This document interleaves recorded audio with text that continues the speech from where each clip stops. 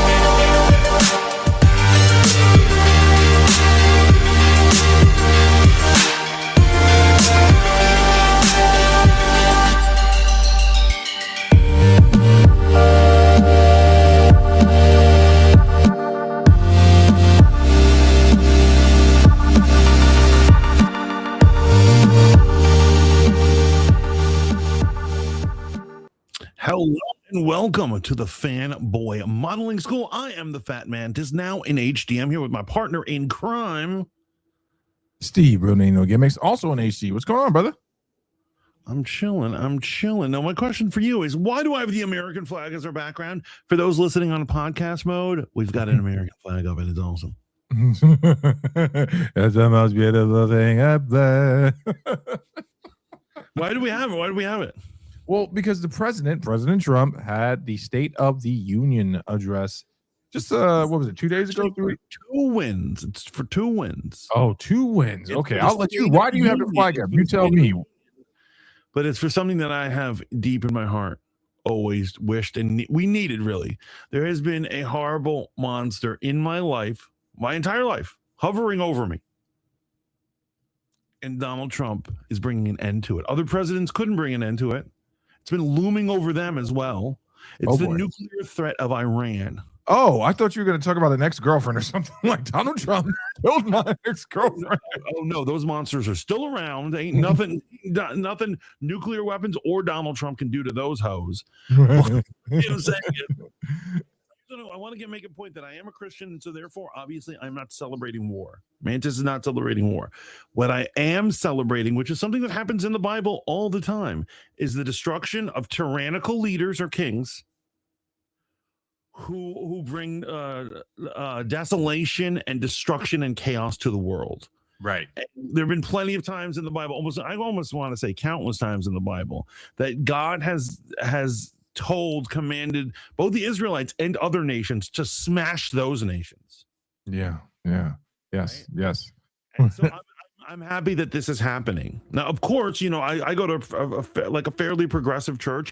So although they didn't flagrantly say it, I know those hippies are like, oh, war is bad. Oh, man. Well, okay.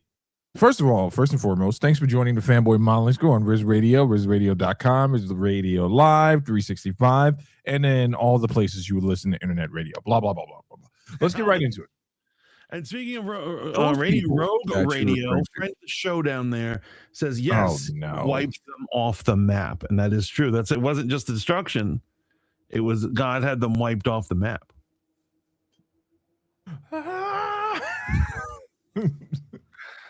Sorry, just had to tag that. You doing good? Okay. So it would appear that my friend Steven is having some technical difficulty. He will be back with us. But right now, Old Man Witherspoon, aka the Fat Mantis, is going to try to read your comments. We've got Elise Luna, who we haven't seen in a while, but always a pleasure to have you on board. Love to see you down there in the chat. She says, let's go. I love it. And then we've also got Bex rated, what you got to say? Let's see what you got going on. Why the flag looks dingy? Isn't it against the law to display a dirty flag? Well, one, it's not a real flag. It's a digital image. It's not like a photo of a real flag. What a pokey link. What up? I just said it. You just came in late. You're like, why the flag? It's because we're beating up Iran, and it's because of the State of the Union. But hashtag fangirls for fanboys. Yes, love it. Pink Princess. And then Rogue Radio says Iran is a country held hostage by itself. People were celebrating in the streets when the leader of Iran had died. Exactly. And that's what I'm saying. I am not in any way, shape, or form celebrating the destruction of that people group or anything like that.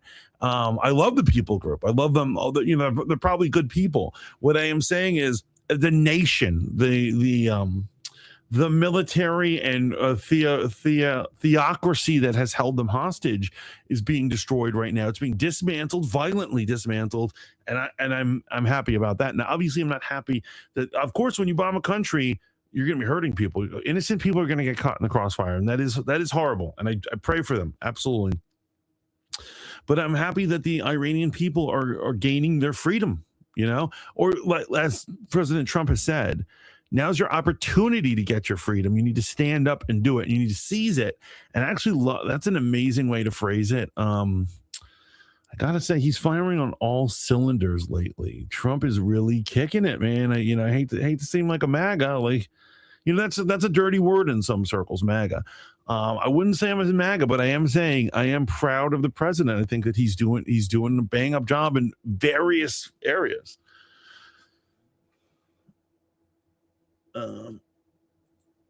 So what is happening tonight? Are we going to get Steve back? Steve, real name, no gimmicks, had some technical difficulties and he faded into the background. But I don't know. Anyone in the chat, if you guys have questions, concerns, Fat Mantis is ready here to talk about it for you. I don't want to spoil any of our great topics because, that's kind of the fun of Fanboy Modeling School, going back and forth with it.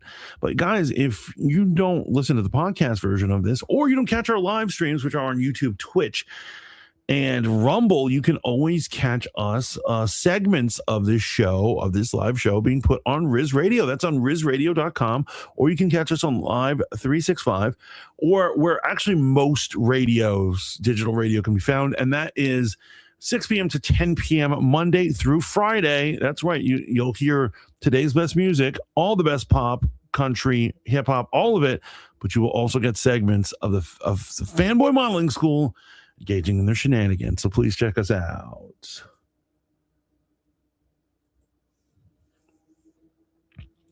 Not a big fan of Trump either, but this was badass. Yes, absolutely. The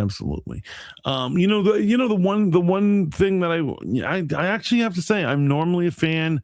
There's one big issue that I have with them, and it's all about the deportations. I think that it is grossly illegal to not give them a day in court. You have to give, even an illegal, you have to give them a day in court. They have the right to an attorney, right? And so the government, basically, we have to provide for them immigration attorneys so they can plead their case in court. That's the only fair thing to do. And the jubilant nature in which he does this, him and his crew, I just don't care for. It's unchristian. It dehumanizes, stuff like that. So, but I do gotta say that I do love the idea of sleeping soundly at night, not worrying about the nuclear threat that is Iran. It's like there was a schoolyard bully, and Trump singled him out and said, "You know what? I'm dropping him." Because the schoolyard bully is make no mistake, they are a threat. That's what it is. A lot of these people, they want to act like it's just they're not a threat, and they're like for instance, I'll just call him out right now. Obama, how did he deal with the schoolyard bully? He paid him to leave him alone. He said, "We'll pay you a bunch of money in their Iran nuclear deal to not develop nuclear weapons," and that got us nowhere. They're still secretly developing nuclear weapons. It was totally ridiculous the way they handled it. This is how you handle a bully. You find someone who can fight. They walk up to the person and then they punch them in the face and they say, "You leave my friends alone."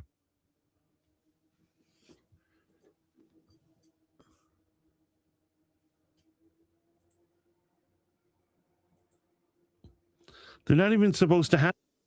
Obviously, that's the whole thing. Hello, welcome back. How are you, brother? Well, I'm back. No, I haven't noticed this. I went. You went to the abyss. Yes, I did go to the abyss.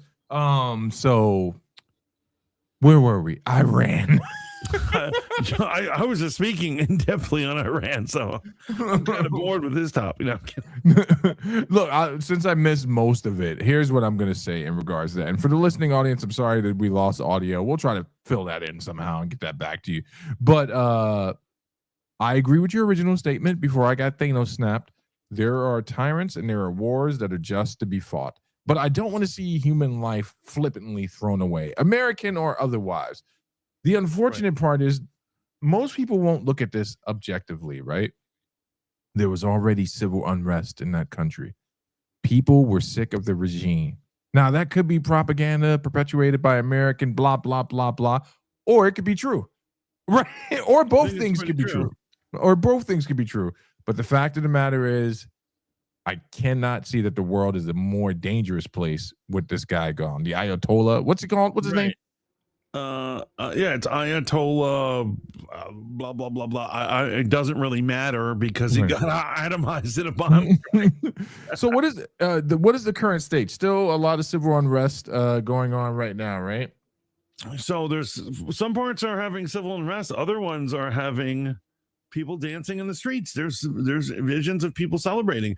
Particularly, have you heard this? The Trump dance. They're doing the they're doing the Trump dance. Here's what I'm saying.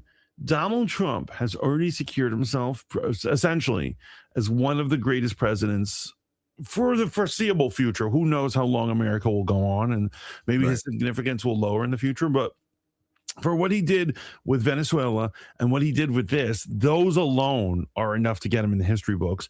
Him starting Space Force, trust me, down the line, Space Force is going to do some real epic stuff, and people are always going to remember Donald Trump founded them. Amen. Amen. Amen to Space Force. So I'm just saying he has knocked the ball out of the park several times.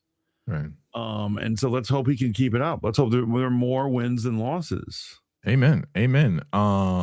Really quickly, I just want to touch on the Mexico situation since we're talking about civil unrest. So a drug lord got, and now the streets are on fire. Shout out to Mexico.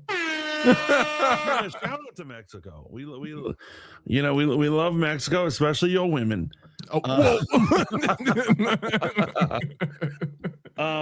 So this is sort of a Trump victory as well, and not the events that are happening, but it is just funny how a lot of people were saying, like, for instance, Canada, were saying to boycott Donald Trump, we're going to not vacation in America and we're going to go vacation in Mexico. Now there are people, have you heard about this? People who tourist down there who are trapped because it was a tourist area where it happened, and they're asking for the government to come save them, right? So the question is, so the government's like, yeah, we're gonna mobilize some troops. We're gonna go down there. The question is, what to do about these Canadians? Because the Canadians are asking for help too. Canadians who are boycotting us. You are a cruel chancellor. You know that? What do we do about these poor, silly Canadians? Canadians. I'll annex them already. So what do you think? What do you take of this whole thing, man? This guy was worth his operation billions of dollars, man. Lucrative operation, been funneling drugs and sin all over the world. His life was brought to an end when the Mexican military raided a base of his, apparently off the tip of a girlfriend or surveillance on the girlfriend, proving yet again you got to keep these thoughts out the mix. You know, women only, no thoughts. But so basically this isn't the same theme of what we were just talking about by the Ayatollah or Maduro of Venezuela. This is a very Christian thing. It seems like I'm gloating and having a good time. I am, and it's for entertainment purposes. It is to bring a smile to all of your lovely faces. Yes. But the truth is, there is a secret truth to it, that this is biblical. You reap what you sow. Particularly evil. You live by the sword, you die by the sword. And so when people are like, oh my God, military guys killed a dictator or a drug dealer or whatever, it's what he reaped. It's what this dude reaped, you know.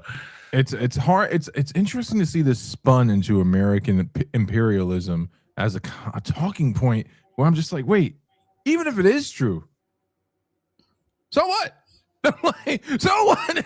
Like a couple of bad dudes, a couple of peep guys who had more blood on their hands are gone. Like, I'm just, is it me? Have I become just like, I'm not even like a patriot, right? I just believe in right and wrong, good and evil. And like you said, these were the works that they had endeavored so hard to meet the end. I don't, my heart's not breaking. I don't want to see human life flippantly thrown away, but man, you know, this guy, especially the drug dealer in Mexico, you know how many families he tortured? There's a video literally of this dude, an audio clip of him threatening a police officer in Mexico for an extended period of time. Like, don't you ever turn your phone off when I call you. Don't you ever, I'll kill you and your dog. And I'm like, right. I'm like, what? And that's what I'm saying. You know, when people are saying, they're like, oh, well, the military forces or the police forces who are fighting against these guys, they're bringing death and misery and chaos. So obviously everyone is responsible for their own sins, but at the end of the day, who reaped this all? It was the evil leader. Yeah. If a bomb falls on a school during the invasion of Iran, that is still the Ayatollah's fault for creating this dictatorship that we have to liberate them from. Actually, there's a lot of tourists are getting shot up in Mexico. That's on that drug dealer. There's a lot of culpability to go around, my brother. There's absolutely a lot of culpability to go around. So it's even like the negligence, people allowing things to go on for so long, governments allowing drug dealers carte blanche to move whatever they want and live and do what they want. And, you know, there's enough for that to go around, man. But with that said, is this another W for the Trumpster? Like, it's God's victory ultimately, but politically in the political theater, is this another victory for the Trumpster? I think so. Wow, man. Here's what I'm saying. If the drug export game, which by the way, he's been doing an amazing job against that. Yeah. Saying they're like, oh, they're using the Coast Guard to shoot up these boats. These are drug trafficking boats. I weep no tears. But you know, unlike other presidents who have kind of just like basically said, there's nothing I can do. The drug dealers are too clever. I don't know what to do. I'm going to go golf because I don't know what to do. He is at least doing something. And so if he even lowers the number of fentanyl that's getting to this country, that's a win in my book. Yeah. And I actually love Trump's hard on crime attitude or bad guy. He's hard on bad guys. Listen, man, you're not going to get any in that regards, you're not going to get any tears out of me, man. What you might get a tear from is a tear of laughter because the State of the Union. Oh my gosh. Let me just get the video. Like you get the people ready and you know, let me just get the video because this is crazy. It's actually, I got commentary that's going to go along with it because I enjoy this dude's channel. But I just want to see what you think of this, man. What we saw was so it was two master classes being held by Trump in the same setting, and it was the first master class is a master class on how to troll people, but another one is how to politically embarrass your opponents, right? And so I love that he has factored in the idea that he's like, they're never going to stand for anything I say. How can I use this against them? Now, before we get into that really juicy stuff, the question is, have you seen how quickly the Americans, you know, and when I mean Americans, I'm talking about like the fake Americans, you know, the liberals, how they have turned on the American ice hockey team. No, what's going on with the American ice hockey team? So America wins in the Olympics, gold medal against Canada, the inventors of ice hockey. So we've beaten them at their own game. Nice. And so Trump calls them in their locker room and they get on the mic and it's on camera, and the call goes to national TV. And so you notice all these sports teams, they win and Trump invites them to the White House, always turning them down. They're like, no thanks, we're not going to do it. They were enthusiastic about coming. They're like, yes, we'd love to come. Yes. I know this is not for you. Are people unaware of hockey and the demographic in which it entertains? Like, this is American, like Chad Americans. No offense, guys, no offense. I love my white people, but yes, hockey is extremely white, and so it would only goes to stand that a lot of them would be Trump supporters, right? It's no surprise. Who cares if they turn on him, man? That's the funniest part. All right, this, my brother, is just great commentary. Let's watch the whole video. It is 7 minutes and 14 seconds. So let's watch. We got to interrupt here and there, obviously, for copyright. And so I don't think this dude with copyright is, but it's going to be good. You ready? Oh, born ready. There we go. Last night, Trump outsmarted all of his political opponents with this single move. One of the great things about the State of the Union is how it gives Americans the chance to see clearly what their representatives really believe. I love that the camera is on this guy because this summarizes the entire dynamic. You see him perk up like, oh, wait a minute. Oh, no. Is this really about to happen?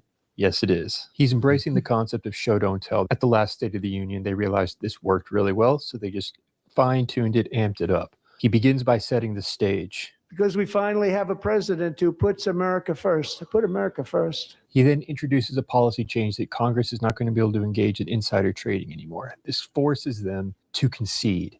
They stood up for that. I can't believe it. Pause it real quick. I can't believe it.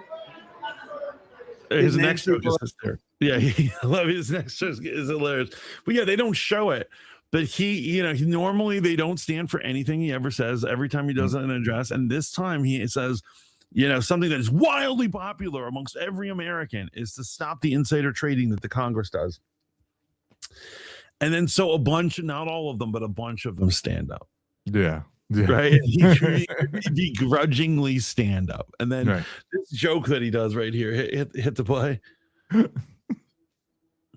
Pelosi stand up if she's here.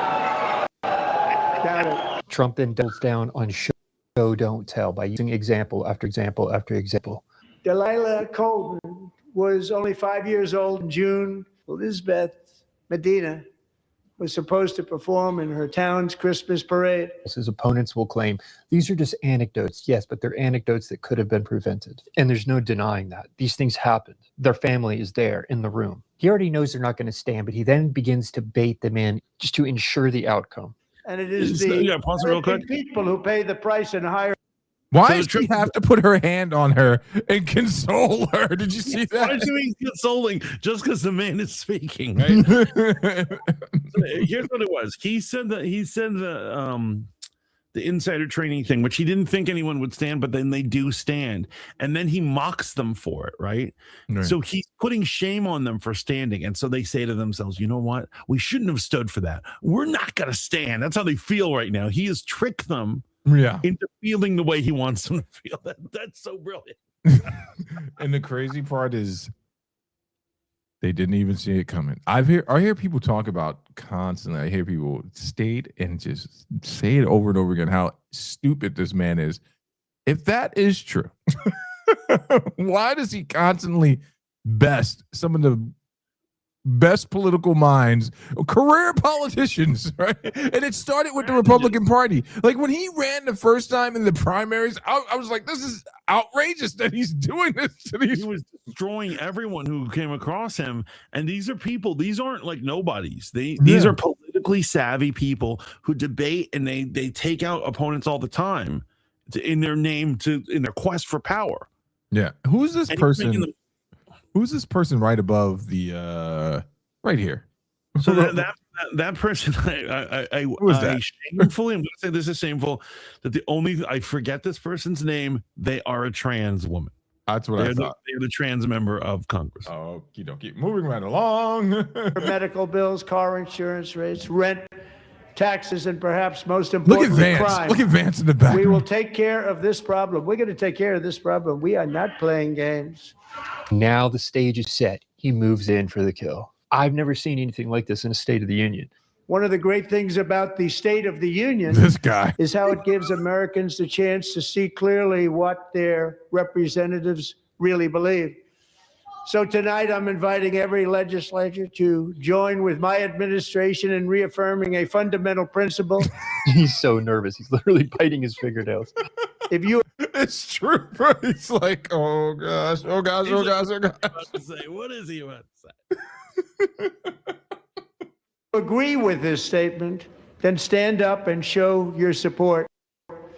The first duty of the American government is to protect American citizens, not illegal aliens. Would anyone deny that, regardless of how you feel about Trump? Rather than pointing out they're not standing up, he's requesting that they stand up to show support for something.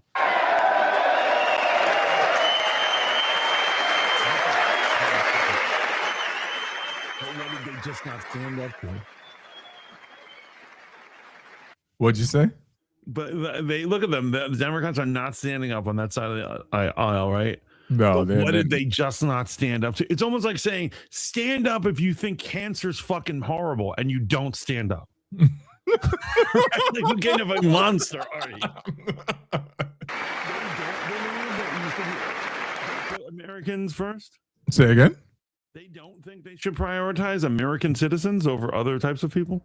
You know what? I cannot make heads or tails of it, my brother, like at all. I cannot.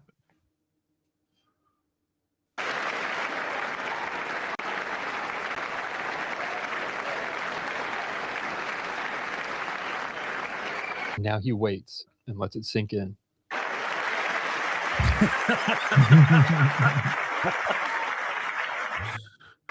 It's difficult to believe half of the government could be so stupid to allow themselves to fall into this trap. A lot of thought went into how to phrase the wording of this. It was designed to trap them, and it did. It was worded perfectly. Now, what's really crazy is going to be the response of Ohan and the lady sitting next to her. Like, okay, I don't even have to agree with them politically to understand the moment that just happened, right?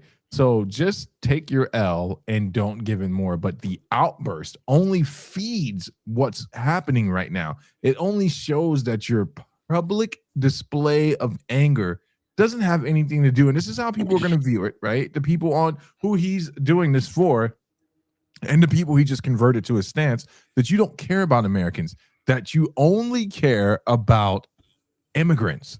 Right. And that's, I just don't understand how people don't know how to play the game, man. And it's crazy too. It's absolutely nuts because all you had to do was just go, okay.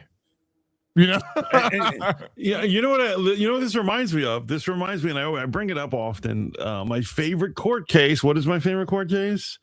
OJ. It's the OJ trial, right? And so this is how they fucking got Mark Furman. So Mark Furman, the racist cop, is on the stand, and his lawyer has advised him to plead the fifth on everything. Right. So then Johnny Cochran is asking him question after question. He won't even answer simple questions. He'll be like, "What's your name?" "I plead the fifth." "What is your job?" "I plead the fifth." And he's looking at him, and he realizes that anything he says, he's gonna say, "I plead the fifth" on. And then he says, "Did you manufacture any evidence in this case?" And the fucking idiot says, "I plead the fifth," but makes it look like he did that. He walked right into that. And so this is exactly the same thing. You know what's funny? I remember when that documentary came out about the OJ trial, and I was trying to understand because there's a great portion of it. There's a segment of it where they show Johnny Cochran as a young attorney, and he's not even allowed to speak in the courtroom because he's black. And it shows you that what Johnny Cochran was doing. Now, I'm not saying it's right or wrong. I'm just telling you historically or subjectively, this is what I think. If you watch it, you'll understand the same thing. That Johnny Cochran wasn't just defending OJ. This was his chance to put the entire system on trial. Absolutely. When I was a kid, I didn't understand that. I was a little kid. All I saw was the news saying he was a bad man. He's a bad man who defends a murderer. Look at him. He's a murderer. He was defending black people who most of his clientele were people who were mishandled by the police, abused, had their civil rights taken from them. Yeah, he put the entire system on trial, and it failed publicly. Now it had other effects, obviously, afterwards, but yeah, Johnny Cochran, he did that. And you know, I grew to love him. When I learned about him and when he was really all about it, I was like, wow, he's a great guy. Yeah. But when I was a little kid, the news tried to make him seem like a horrible monster. Yes. I mean, just look how long this went on for. Oof. I wish the gamers had focused on their faces more. We get a few examples here. You could just imagine the people at home and how they're feeling looking at their screens.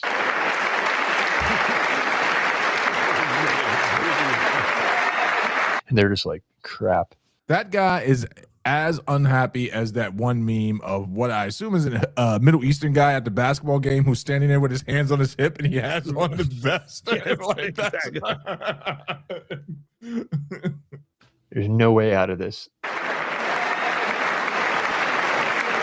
It's almost like he's thinking, well, you kind of have to respect it. It was so well done. Because ultimately, the stupidest thing ever is to have an always policy. I'll give you an example. If the policy is like, you never, like in their case, they were probably all huddled before they came in there and they said, don't stand for anything he says. Right. And that's so fucking stupid. Obviously, you should judge based on what he says. You should stand or not stand. 100%. Right. And so they wouldn't stand. They wouldn't stand for the memory of the girl who had her throat slashed. Her mother was there weeping. And he was like, let's stand for her in honor of her daughter. They didn't stand. At the one from a couple, like I think it was last year's, they didn't stand for the kid with the brain tumor. Yeah, that kid passed away, by the way. I heard. And what I'm saying is that it's they turn out to be monsters. Yeah. Stand for a kid with brain cancer. Don't have the policy. I'm not going to stand for everything he said. Here's what I'm saying. A broken clock is right twice a day. Man, but this is the problem, that you're not talking about a people group, ultimately all of them, that believe in objective morality. That's right. It's Steve's favorite term, objective morality. Oh, he got us there. You're like Donald Trump. You maneuvered this conversation to talk about so you can get us to the topic. Everyone's entitled to their own truth, their own feelings, their own reality, and they have nothing to measure it against. And they can't even stand at what's objectively heartbreaking, right? Objectively, a small child made fun of by people in his own community for wearing a sheriff's outfit gets honored by the president after surviving cancer and showing such just being brave, being a good little kid, man. And you won't stand for that. You won't stand for the family of a child who had her throat slit. You won't stand for that. And it's like, I'd stand, I'd be like, this, God, thank God this child is alive, right? It doesn't matter. My politics are to the side. But we're talking about a political movement that says, hey, take it all the way to 9 months. Doesn't matter if you kill the baby. Oh my God. Oh my goodness. Yeah, absolutely. I mean, it's wild. It's pretty scary. There we go. I just want to get to the Ohan part. It's so amazing. All they can do is wait for it to be over. Isn't that a shame? You should be ashamed of yourself not standing up. Now the stage is set. Now he proposes the Save America Act. You should be ashamed of yourself. That is why I'm also asking you to end deadly sanctuary cities that protect the criminals and enact serious penalties for public officials who block the removal of criminal aliens, in many cases drug lords. And Ilhan Omar is pissed. Murderers all over our country. They're blocking the removal of these people out of our country, and you should be ashamed of yourself. I'm asking you to approve the Save America Act. Then he moves to voter ID, and this is the final nail in the coffin. Yeah, this is like, You caught him with the cross. Wait, first you started with a jab, caught him with the cross, then you catch him with a hook. right. But, my God. All voters must show proof of citizenship in order to vote. First principles have been laid out. And now it becomes even more clear when he introduces the concept of voter ID and that they won't allow voter ID to occur. And no more crooked mail-in ballots except for illness, disability, military, or travel. None. That's why he timed this perfectly. He brought this one in right when the eyeballs are on this the most. Oh.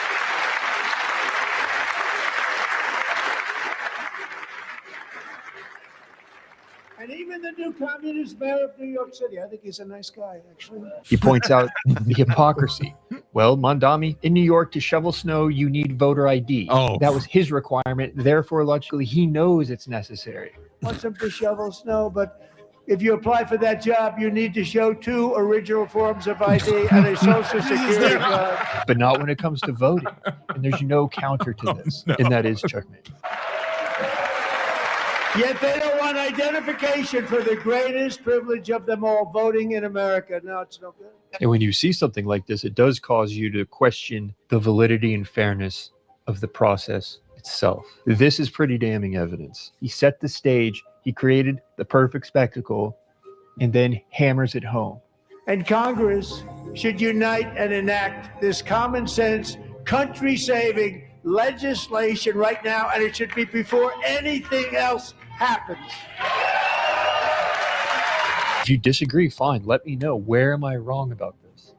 The reason they don't want to do it, why would anybody not want voter ID? One reason, because they want to cheat. There's only one reason. I'm trying to look at this objectively through the lens of optics. Absolutely. And to this day, they have no one on the left has ever been able to, and I debate leftists all the time. My family's a bunch of leftists, has been able to explain to me a logical reason why they would be against voter ID. There's no logical sense to it. I'm trying to understand a lot of things about life, man. And this is one of those things where you can't make a defensible argument against this. Like, this just be the type of truth that transcends political alignments, right? Like, get on board with it and make sure it's done correct. If you're on the opposing side, that's how I'm viewing this, right? Like, okay, let's make sure that the point that the vote has been rigged is never can be allowed again. Let's make sure we do a real grassroots push to make sure we get everyone legitimate IDs. This is what your response should be. Get people out there. Let's get them to the DMV. Let's get them everywhere they need to be. That would be my response, bro. Minorities are having trouble getting ID with statistically. There's no evidence of that. But let's say, Rez, you're right. Shouldn't the attitude be like, you know what, let it be passed, and we'll just do a drive to make sure that everyone is educated and understanding why they need ID and why it's important to, because it's not just the right to vote, which it should definitely be. The right to vote is, dependent on you having an ID, but so many other things are. Absolutely. It's your life to have ID. Absolutely. Absolutely. Although, it's funny that no matter how often they pitch that theory or that idea, the statistics don't add up that there's any indication that the black community has less IDs than whites proportionally. Yeah, we've been through this before, and again, it's just like if you give an inch to their claim by validating or substantiating it, but getting into statistics, because that's not where they want the conversation to go. They just want the conversation. Do you pick up what I'm laying down here? Like, it does not matter what fact I bring to bear. The conversation, the talking point is more important, and this happens on the left and the right. No one wants to really engage in data, but your response should be bet. Grassroots movement, everyone that claims to be a progressive or liberal, we need to be knocking on doors and telling people they need to get IDs today. Let's flood the DMV. That should be the response. That should be the response. And like, the truth is, and let's get serious right now. Of course, minorities have ID. You know why? They can't have cell phones without IDs. They can't pay their electric bill without an ID. Of course, they have an ID. Right. It's a ridiculous idea. Do they think black people don't drive? Of course they fucking drive. How do you think they do it?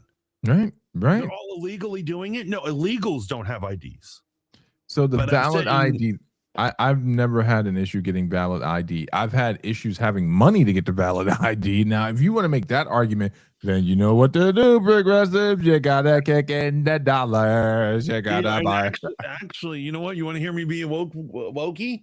Actually, I've thought of this, and I actually believe that ID should be free. I agree with that 100%. If you lost your ID, you should pay for a replacement. But Yeah. in general, if here's what it is. Let's say you're a witness of a crime, they demand to see ID. Let's say you're like, oh, I saw a crime happen. You're reporting it. They're going to ask for your ID. So everything in society requires an ID. Then we should get it for free. We pay taxes. You know, our roads are free. Therefore, our IDs should be free. Makes total sense. Maybe Right. if you lose one before it expires, then maybe you replacement, a little fee, a little something. Yeah. Especially with this enhanced ID thing, man. Like $100 is crazy, bro. It is. It's totally insane. But that, that was a masterful move. The content creator we were watching right now, if you're so inclined, he's actually a really interesting guy. His name's Warren Smith. I remember the thing that launched him. No, I didn't know he had a successful YouTube Mm-hmm. career after that, but I do remember the thing that he was the English teacher. Am I correct?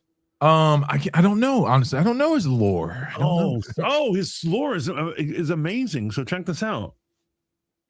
He was an English teacher, and a kid came to him, and the teenager filmed it, but the kid said, I'm having trouble. Will you help me? I'm trying to write this paper. And he's like, oh, what are you writing your paper on? And he's like, how J.K. Rowling is transphobic. And then he says, okay. And then he says to him, okay, the first thing you got to answer is she transphobic? And he's like, well, yeah. And he's like, well, how do you know that? And he's like, people say it. And he's like, but first you got to prove it in your essay that she's transphobic. So go do your research, come back to me and tell me what your research said. And the kid came back and it was filming, and he was like, I don't know. I can't seem to find anything that she really says is that transphobic. And he's like, well, then maybe your paper shouldn't be about that. Maybe your paper should be about exonerating her. And he's like, yeah. And he did this whole thing. And so after that went viral, the teenager put it on his TikTok. The teacher got fired. This guy got fired? This guy got fired. Wow. Yeah, I did not know that. And you know what's funny? He made a big deal about it. And Elon Musk stepped up and said, I will give you a job at Twitter or X or whatever he's calling it, because this was such a big deal, and he turned it down. Yeah, I think he strikes me as an independent scholar, a scholar type of guy. He doesn't want to be tied to anything. He actually had a falling out with the gentleman from the whatever podcast. That's where so it's interesting. He even admits it. Like, he kind of got bored on stage, like while they're doing like this long podcast, and then he starts cross-examining the host, a red pillar, which I've pointed this out before, man. The red pill ideology, the philosophy behind it can't withstand much scrutiny. Right? That's definitely not at the whatever. What is it? The whatever podcast, which is also really just basically the white fresh and fit podcast. Yeah, even though none of them can really be scrutinized because they've got nothing. Yeah, I mean, I'll separate those guys from Andrew Wilson, even though he's a mainstay on their podcast. Andrew Wilson is an intellectual powerhouse in my estimation. He's a really good arguer that sometimes, most of the time, loses his cool. But if you try, you can't have to deal with his arguments, not the fact that he curses a lot. And if he makes a lot of legible arguments. But moving right along, you ready for some trailers, my brother? I was born ready for some trailers. But by the way, before we get this started, my question for you: what have you been watching? It has been kind of a little while since we've talked, since we haven't had an episode. What are you watching? What is Nook in your cranny right now? I'm going to tell you about a show that is a little gem that I think a lot of people are watching, but you wouldn't suspect that I would watch it. It's called Trent Horn. Do you know what Trent Horn is? No. It's a detective show, right? And it's on, I want to say ABC, and I've been watching it with the missus, and it is quite possibly one of the most not Trent Horn. I'm sorry. Will Trent. Trent Horn is a Catholic apologist. Will Trent. Will Trent. Okay, still haven't heard of it. Yeah, it's quite possibly one of the most adorable, unhinged, funny detective shows ever. Like This show is on normal TV. it's on normal TV. You can watch it on Hulu, but it's absolutely amazing, man. It follows it's actually based off a book. Follows a character by the name of Will Trent. He's a Puerto Rican detective who has gone through a very rough life, been adopted, and all those things. There's a lot of woke stuff in there, so you would be, kind of put off by some of that. But at the core of it, it really is just hilarious because I'm like, wow, this is really feel good TV, even though there's some horrible situations in it. Let me give you an example. Will Trent's longtime sex interest and love interest gets into a Mortal Kombat fight for her life while the song "You Got to Show Me Love" is playing in the background, and it's perfectly timed. And I'm just like, this is an amazing scene. Like, this woman is fighting for her life, and that house song "You Got to Show Me Love" is playing, and I'm like, this is amazing. And they have such great music. Yeah, you got to show me love. It's like, bro, it was like, and she's literally fighting for her life, bro. Amazing. That's what I've been watching. I was gonna get into Wonder Man with the missus, but every time I try to hit play, I just can't bring myself to do it. The only reason I want you to see it is that I know you're going to see eye to eye with me on it, and I would love to enjoy taking a crap on that show with you. Everyone is giving it good reviews, man. Everyone on that side of the table.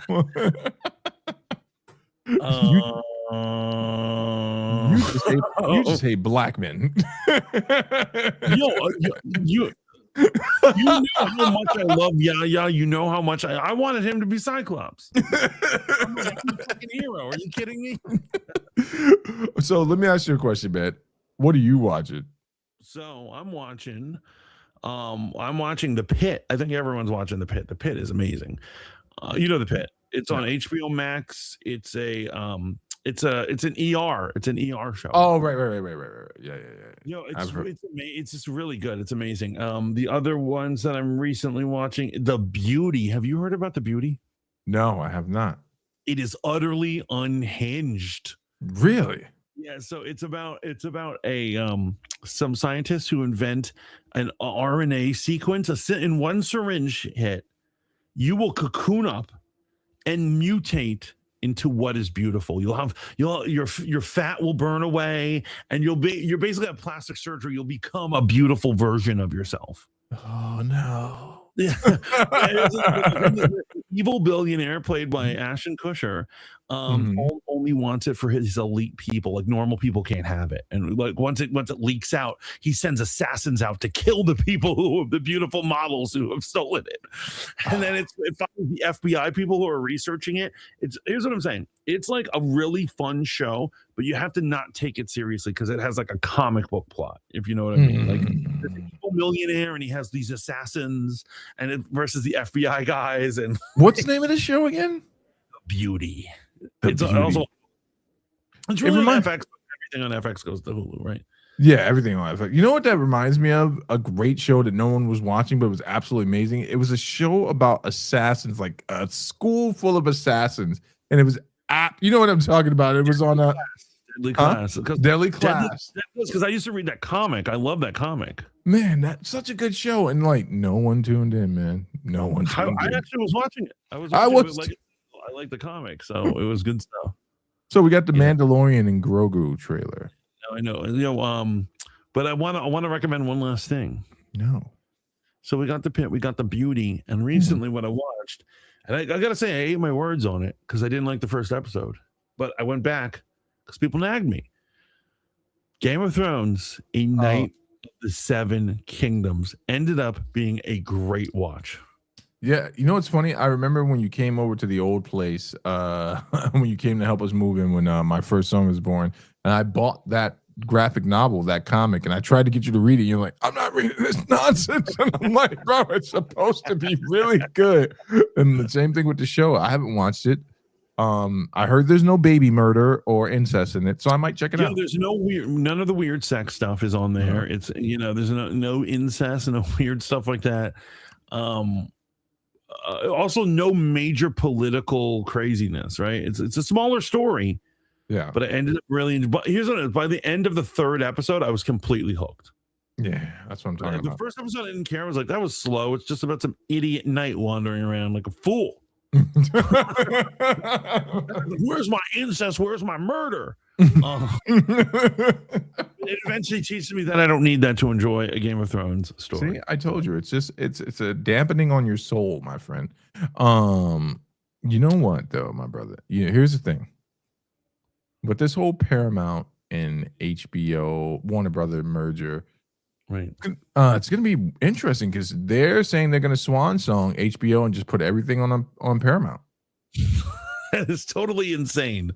That is the most insane thing. And I have to say this though. There's there a lot of these people claim they know what's going to happen. They're like, and one of the things a lot of these people are predicting, and Campia, and I'm going to explain to you later on when we do our Campia story why he's wrong about something. Ooh, you can't wait to say that Canadian bastard's wrong about something. He's wrong, all right. And other people are wrong. And so what it is that the Ellisons who own Paramount are conservatives. They're big conservatives. And people are saying, well, if they get Warner Brothers, they're going to turn everything conservative. They're like, everything will be conservative, blah, blah, blah, blah, blah. It's the end of liberal media as we know it. Let me ask you, my man, have you heard, so let me get rid of this before we do this. Have you heard of Star Trek Starfleet Academy? I knew you were going there. And let me not lie, but once you said it, I was like, the trap has been set. Yes.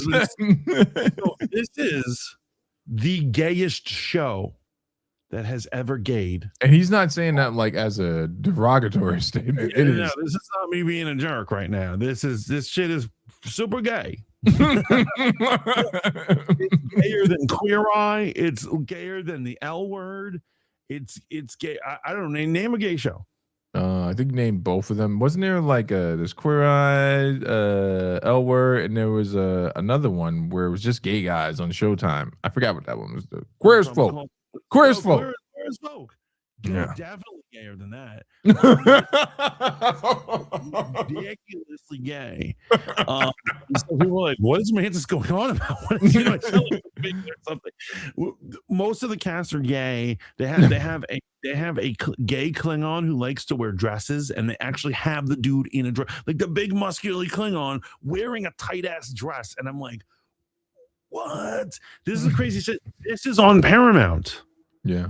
They created it. This is an original production from them. Yeah. And so what I'm saying is the Ellisons, everyone keeps predicting the conservativization of media. That's not true. You know what? These guys want to make money. They're going to sell whatever sells. Yeah, they're going to bring it to the audience. Now, if there's a larger appetite for conservative media, that's going to happen. But right. I think a lot of those people are watching stuff over on Angel Studios, to be honest with you. I've noticed a real push for like wholesome stuff. There's actually some pretty interesting shows on Angel Studio. I don't think they're going to be able to just instantly start pumping out the conservative version of Game of Thrones and stuff like that. Like what I'm saying is, we are in the conservative, like I said, in the pendulum, we recently hit the conservative period where mainstream thought is dominated by conservatives, right? Or conservative thought. And so, yes, there's some bigger interest in watching things like Yellowstone, Landman, or things from Angel Studios. People, the animated movie David beat a Disney movie the other day in the theaters. Yeah. In terms of, so it's true. There's an increase of wanting to see that, and we will see more of that. But people are worried that like Superman's gonna become conservative and not help immigrants or some ridiculous nonsense, and they are all panicking for no reason. You know what's crazy about the Superman thing you just said, man? Once upon a time, it was just a foregone conclusion that Superman was for the people. Like, because he stood above everything else, right? You just assumed these things.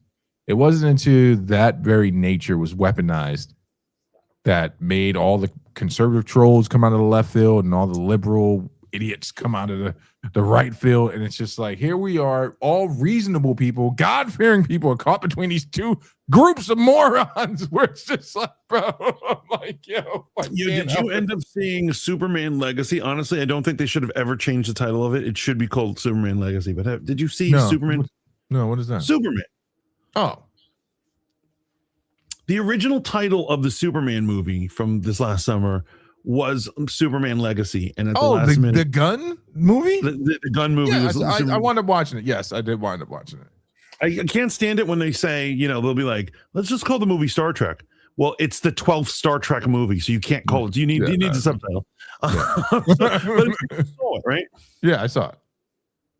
And so, well, like, what did you think? What did you think? So, again. So here's the thing. I thought it was an enjoyable movie. I still preferred Man of Steel to this movie. This was definitely like it reminded me of a different era of Superman comics where it was still the same premise. This altruistic character, this messianic figure, just told in a lighter way. It was definitely more, I want to say 2010 Superman, where there were more fun-loving stories told. Right. And yes. My biggest drawback on it was the Bizarro Superman thing. I was just like, that was a missed opportunity, but they should have gone full Bizarro. I agree with you. Bizarro, that was right there, handballed right to us. Right? Yeah, I don't know what was going on there, man. I have no idea. Problems. The reason why I bring this up is that like people immediately jumped on whether it was woke or not. And if Superman preventing war between a poor country and a rich country is a woke issue, that's Superman. That's what he does. That's what he does. But that's what I'm saying. The conversation's been polarized between these two things where you can't even just have a conversation about it. Everything is weird now. Everything is woke. Everything is racist. You just can't escape it, bro. You can't escape any of it. It's fun. You know what's crazy? Oh my gosh, I cannot believe we have not talked about this sooner. Speaking of madness reaching places you didn't think it was going to reach. Did you know that Rob of Comics Explained is being canceled right now and being called an Uncle Tom and a coon? For what, though? For following Nerdrotic and these guys. Oh. Okay, so were you not up on this? I'm not up on this current drama, but here's what I will say. I did stop watching Ryan Kinnell and Nerdrotic because here's what I'm saying. I understand they're the anti-woke brigade. Sometimes for white guys, they make certain jokes. Oh, I'd smack them in their mouth. There's no doubt about it. That joke. I don't know if you can make that joke. Yeah, no, it's I did stop watching them, so I do understand why some of that narrative is there, right? What, that he's Uncle Tom? Well, I'm saying if he's hanging, I don't know. If the fact that he's hanging out with Nerdrotic, I can see why some people would say, "Oh, look at this Uncle Tom," because Nerdrotic sometimes seems like a racist. What? Very great watch. Wasn't expecting the comedic aspect though, but it fits. What are you talking about? Are you talking about Game of Thrones back? Seven Kingdoms. Oh, wait. Here, let's listen to Rob from Comic Explain, man. Let me see. You guys are more than welcome to post your link in our Discord. Thank you, brother. Thank you, DT Dubs. What up? You guys live on Rumble too? We are live on Rumble as well. He says, "Hey, Beck." Yo, what up, Beck? What up, Beck's in Berlin? Yo, check this out. Let me just see. So, Blurred Without Fear called him a coon, and then it's just been going off from there. You got to. Blurred Without Fear called him a coon. He actually used the word coon. Yeah, the word coon. Okay, let's take a look at this story. Okay, so let's talk about all the drama that's going on out there, all the controversy that's been happening over the last few days. Now, I'm sure people are going to ask, why did it take Rob so long to respond? Well, I'll be honest with you guys. After I first saw Ernie's video, I was pissed. I was incensed. I don't think I've ever been that angry in my entire life. Right now, Ernie is Blurred Without Fear. He's that guy, and he if someone blatantly called me a coon, I'd be furious. I'd go to their studio and fight them. because the whole video was effectively a hit piece, right? And it was just dragging me through the mud. It was leaving out statements that I had made in that video on Twitter that didn't make me look racist, and then keeping statements that actually made me look racist. So, like, as an example, one of the things that I said in that video on Twitter that Ernie left out and just kind of skimmed over and grouped into, then he started talking about some, erroneous, unnecessary things, is that when I sit down and I make a video, I do not at any point take into account the skin color of the writer, the artist, or the main character, their race, or any of that stuff. The only standard I use is whether or not I enjoy the story. The only time that race plays a factor is if the race of that character is an intrinsic part of that story. And that's when I use the example of Blue Marvel, right? And kind of gave a quick bit of a synopsis in order for people to understand how race played a role within that story, right? And how that kind of feeds into whether or not, I focus on race when I'm talking about making a video or deciding to make a video. But yeah, I was mad as hell. Like I was fucking pissed. And there were a lot of erroneous claims that were made in that video. For example, one of the things he said is that my audience is mostly white. I mean, he doesn't know that because I don't know that. And I don't know that because YouTube doesn't tell me that. YouTube gives me a lot of analytics, but as far as I know, there is no analytic that shows what the skin color of a viewer is. Yeah, there is not. I mean, I can see if you're watching on an iPhone, I can see what state you're in. I can see what time of day you watch my videos. It doesn't even say male, female. I can see a lot. It's this. I don't even. It's 16 minutes. There's no way we're gonna sit through this whole thing, man. Right. But it's insanity. I want to find the Ernie video, but I don't even want to prop it up. And here's the thing that sucks, man. He's got people, content creators, who never come into this space talking about him like this. Yo, FD signifier, man. that guy is always in some shit, right?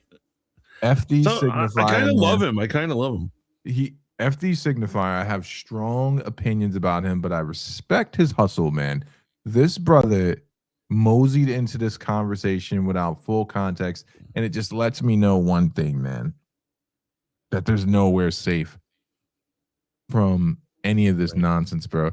Not even in this community, man. You got to worry about crazy right-leaning psychopaths, and then here come the morons accusing you of being a coon because you don't represent comics the way that they want to. The guy is a comic book historian. We all watched his Blue Marvel breakdown and know good and god dang well he represented that accurately. Does he need to make a video essay about every black comic book character and explain their relevance? Like, does that really need to happen, bro? Yeah, no, I feel you. Oh my goodness. Anyway, do you want to watch the trailer? Shout out to Rob from Comics Explains. Every creator goes through this. This is just like this part of it. Every couple of years, you get attacked. Somebody has something real, a good zinger, and then everyone goes for you. Like there's blood in the water, right? So the shark circle. But it's not hurting his numbers. I mean, he is the biggest person in this space, man. It's funny. The cancellations never truly end anybody. No. They just kind of like they make you an asshole. You're made fun of for a little while, and then you're back on the horse. It's like, and the crazy thing, man, is Ernie. It's interesting, man. I remember when Ernie debated Young Ripper. And I didn't think his career was going to bounce back from that because it was just a lot of emotionalism, and it's hard not to be emotional when it comes to the topic of racism. I can concede that, right? Like sometimes the most stoic, solid person could just be like, "They called me names," and it hurts because they call you names, bro. But even the Supreme Court acknowledges that they're fighting words. Yeah. Someone drops the N-bomb right into your face, it's understandable why you would throw a punch. Oh, yeah. I mean, that's happening. But then you got FD signifier, man. And I'm just like, bro, go do kickboxing somewhere. Go make a video about how the Atlanta is being turned into the police state and all that stuff, because you're not welcome in presentation. And again, FD signifier is not someone I have an issue with, other than I'm just like, this is all opportunistic. You're calling this dude a coon? This dude's with a black woman, bro. Like, this dude is with a black woman, man. This guy has not done any shucking and jiving, man. He's just one of these human beings that's just not wrapped up in a lot of nonsense. Welcome in. Welcome in, everybody. All right, you ready to watch this Grogu trailer? Yeah, let's do it. Let me just. There's a switch. lot. There's a lot in the chat. There's a lot of GOT hatred. Yo, guys, you guys. For starters, you guys should see A Night of the Seven Kingdoms. Good times. Good time. But GOT, man, is where it's at. Incest and baby murder. I love how that's. You're like, that should be the title, right? It's every Game of Thrones episode. All right, go. Here's the. This isn't about revenge. It's about preventing another war. Gangsters, war criminals. We'll take out every bad guy in your deck of cards. Strap in. Hey, never touch the buttons. You will suffer. And then it will be his turn.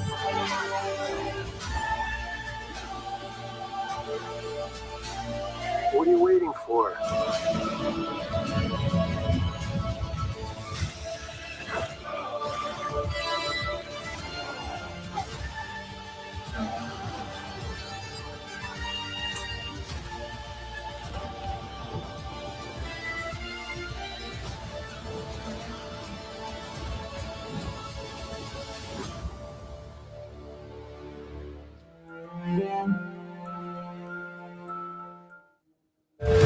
I can tell by the look on your face that you won't be going to see this movie.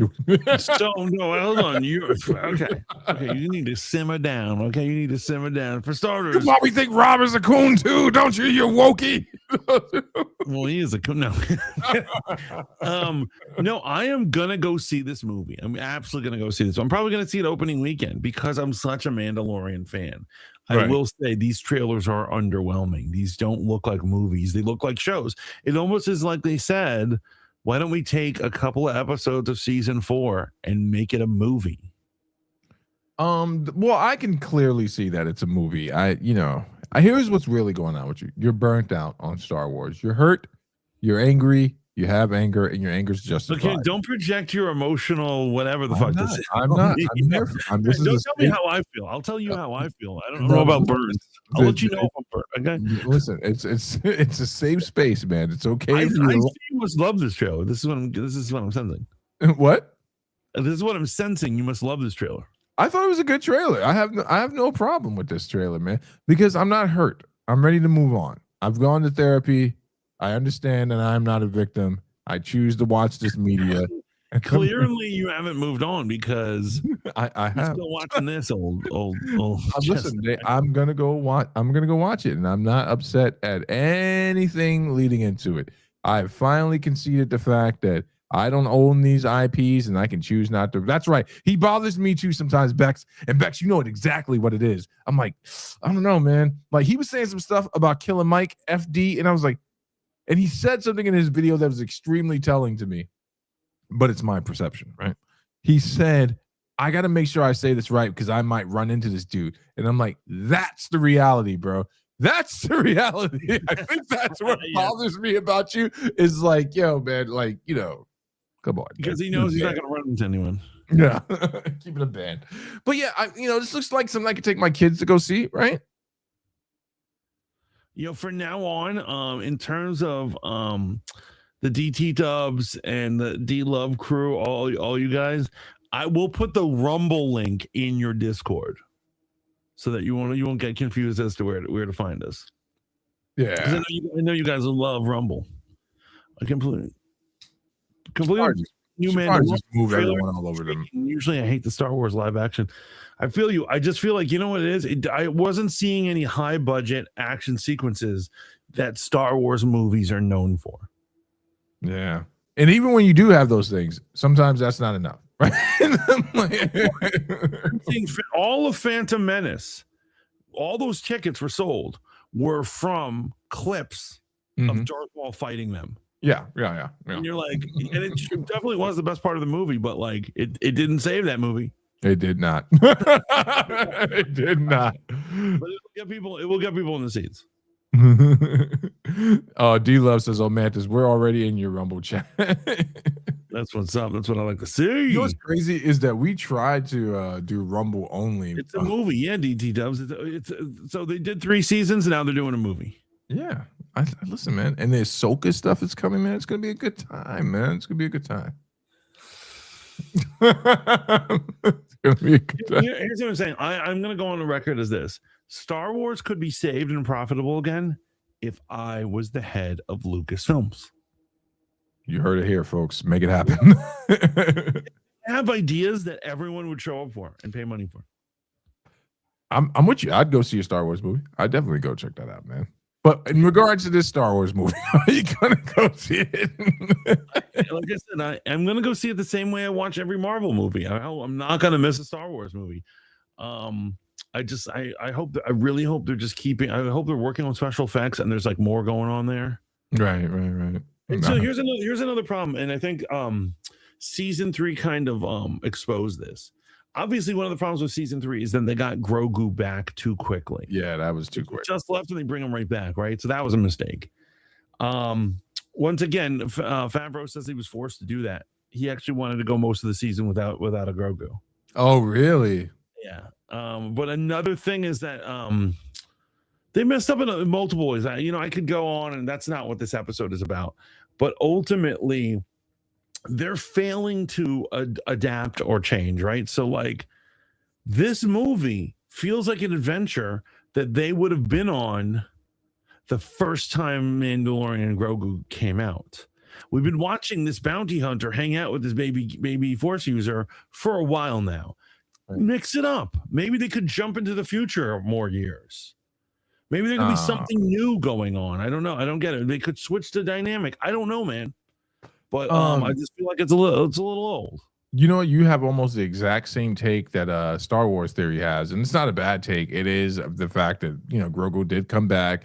There was the reintroduction of Mando during the height of the Boba Fett season that just kind of threw everything off and made it the Mandalorian show, which I wasn't mad at. I was actually happy he showed up. I mean, those are 2 amazing episodes of the Mandalorian and not Boba Fett. Even though they put them into Boba Fett, it was clear that there was, there was an entire episode that was all Mando. You know what? Here's what I need to see, man. From this movie, man. I need to, and I'm going to talk about this in a little bit in Mortal Kombat. I need something to happen right out the gate that reminds me that there's a reason I watched this show and I want to be interested in this property. So as long as that happens in the first 20 minutes or so, it's going to be great, man. It's going to be great. You know what I'm actually really looking forward to in terms of Star Wars? Star Wars Starfighter. Yeah. So that apparently will take place. That's Ryan Gosling or whatever, but it's going to take place the furthest into the canon they've done so far in live action. So it's going to take place after the sequel movies. Okay. And there is somebody who's playing a Sith or at least a Darksider Force user. Right. Mia Goth, that hot chick. She's always playing a demoness in everything she's ever in. She's always because she's so unique looking. I think that will be a good time. No one knows anything about it. It's not connected to any property other than Star Wars, right? Oh yeah, she was in a weird movie with Shia LaBeouf once, man. I can't even say. I'm pretty sure this is the same girl. Yeah, no, that sounds about right. She loves indie movies. She loves playing evil or possessed women. Something weird shit. She's also supposed to be in Blade. Interesting. Oh, right. She's going to play Lilith, or she was on board to play Lilith.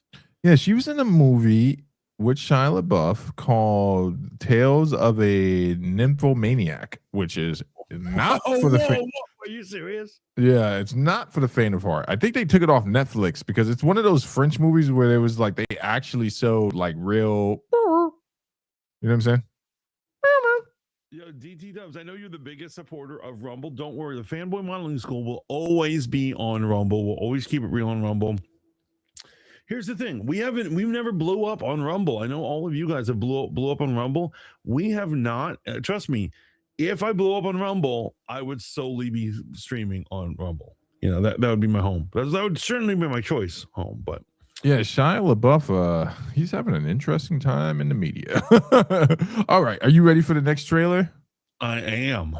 This is one of my favorite parts of the episode is when we can just kind of let our hair down, as it were, and just watch these trailers back to back. I do apologize to the listening audience.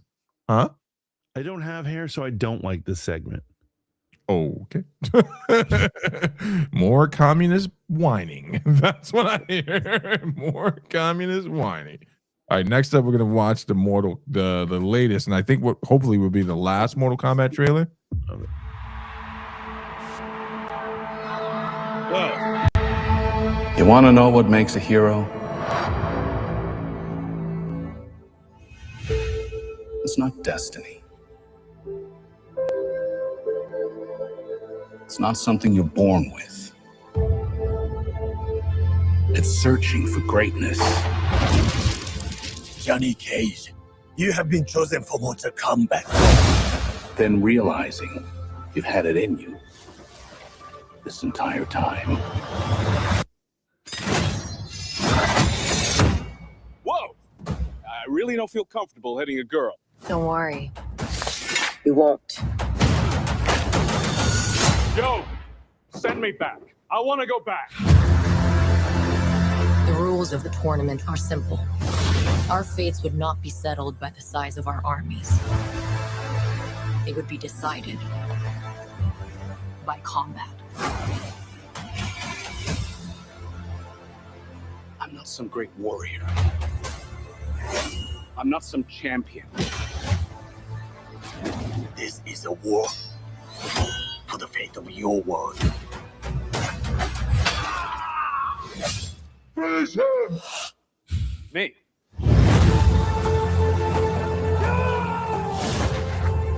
Earth belongs to me. We do not kneel! Our only chance is to face this together. Let's go, baby. You, Johnny Cage, are a part of this now.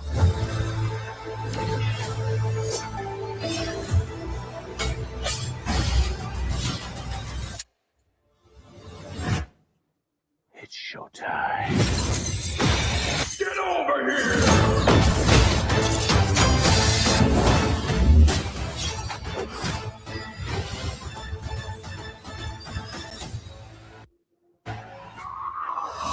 Johnny will definitely die.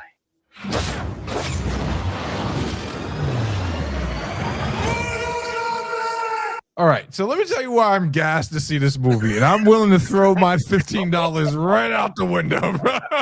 Let me tell you why I'm gassed to see this movie, man. Let me tell you.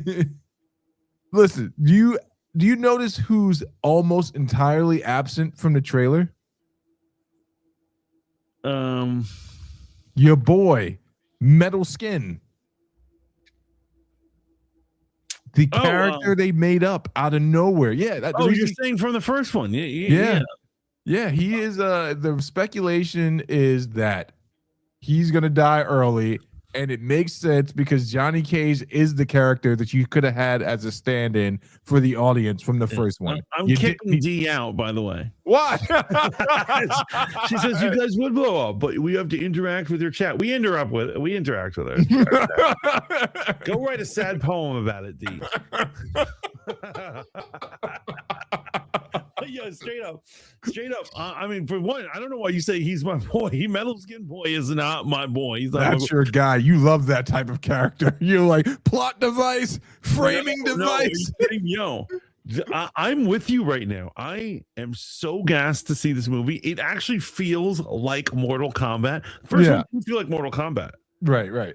You know what was the biggest bait and switch that they did in the first one? This drives me nuts. The trailers show a really cool fight scene between Scorpion and Sub-Zero. And that's a flashback, and that has nothing to do with the main story right? And they're like, well, Scorpion's really dead, and his ancestor is here. And you're like, what? I want to see Scorpion. I want to see that.